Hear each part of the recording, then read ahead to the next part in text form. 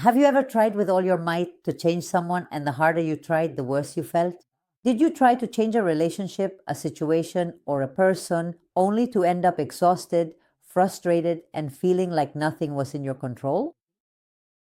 In this video, I'm going to share a wonderful quote from Viktor Frankl. When we are no longer able to change a situation, we are challenged to change ourselves. And today, I want to talk about that.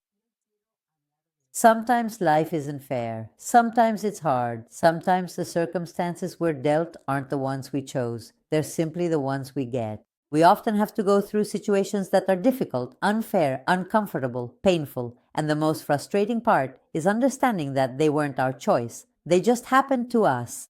But we keep trying to change them. We keep trying to change people, behaviors, attitudes, decisions, even when they're not up to us. And we keep wasting energy, time, and our lives trying to change people, trying to change situations that are beyond our control. We want to change a mother, we want to change a father, a sibling, a partner, a co-worker. And the truth is, insisting on changing someone or a painful situation will only bring us more pain, frustration, and a lower quality of life. How many times do we believe we're going to change someone? How many times do we say, oh, they'll change, but it never happens? And the truth is, people don't change just because we want them to. They change when they choose to. We can insist, ask, beg, argue, try to convince. At most, we can suggest they go to therapy, but not even that guarantees a change, because therapy only works for someone who feels they need it. We can pour in energy, effort, explanations, tears, hope. But I have some bad news for you. We're not going to change anyone. At most, we can suggest something like going to therapy. And it's hard to accept and it hurts, but it's liberating. Often, we want to change someone because we believe others should be the way we think they should be, but they're not. Often, we want to change someone else because we want them to be a certain way. But everyone is who they are, and we can either accept them in our lives or not. And that's where a powerful decision comes in. We either accept or we let go. And sometimes this even happens with family. As much as it hurts, we have to distance ourselves from dynamics that harm us because we come first, our well-being, our peace. Because everyone is who they are, and really, we only have two options. We accept them as they are, or we remove them from our lives.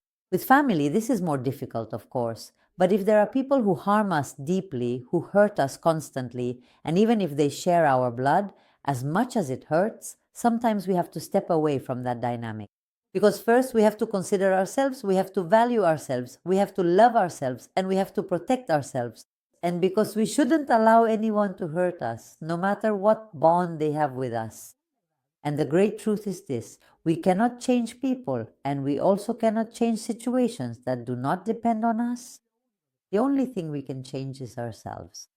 I'm going to give you a very simple example. I want it to be a bright, sunny day today, but if it rains, that's not up to me. I can't change it. It's not within my power to do so. I can get angry, complain, get frustrated, cry, or I can accept that I can't change the weather. So, the only real option I have is to change myself. I can enjoy the rain, watch it fall from the window, go out and get wet, look for the beauty in that moment. What would the other option be? To suffer all day because there's no sun. The same thing happens with people and with situations in life. We can't change them, but we can decide how we coexist with them and how much they affect us. To accept or to let go, that is the real choice. There are times when we can't leave. For example, at a job with coworkers who have attitudes we don't like. Maybe we've already talked to them and they don't change. Maybe we need that job so we can't leave. So what do we have to do? Change ourselves. Not what they do, but how much what they do affects us. If someone chews gum and it bothers me and they tell me they're going to keep doing it, I can't change them, but I can change how I react to it, how much it's going to affect me. The same goes for a relationship. If I'm waiting for the other person to be different and I see they're not going to change, I have only two options. Either I accept them as they are or I end the relationship and leave. But what I absolutely have to change is my perspective, my attitude, my position. The important thing is this: when I can't change a person, when I can't change a situation, what I can change is how it affects me. Maybe I can't leave a job. Maybe I can't avoid certain people. Maybe I can't modify certain circumstances, but I can work on myself, on my perspective, on my reaction, on how much it affects me. If the other person does something that bothers me, which they're not going to change, then my real work is to learn how to not let it hurt or bother me. I need to change my perspective on it. I need to change my reaction. I need to choose myself, because the most powerful change isn't outside. The most powerful change is inside you. When I can't change a situation, when I can't change a person, I'm going to have to understand something very important. The person who has to change is me. And it's not about fighting against myself. It's about illuminating myself, observing myself, understanding myself, choosing myself. Accepting isn't resigning yourself. Accepting is seeing with clarity. And from that clarity, the real transformation begins. When I can't change a person or a situation, the person I'm going to have to change is me. And when I accept that, that's where my freedom begins, because from that acceptance, I start to live in peace and to build a better quality of life. And there, without anything outside changing, everything changes.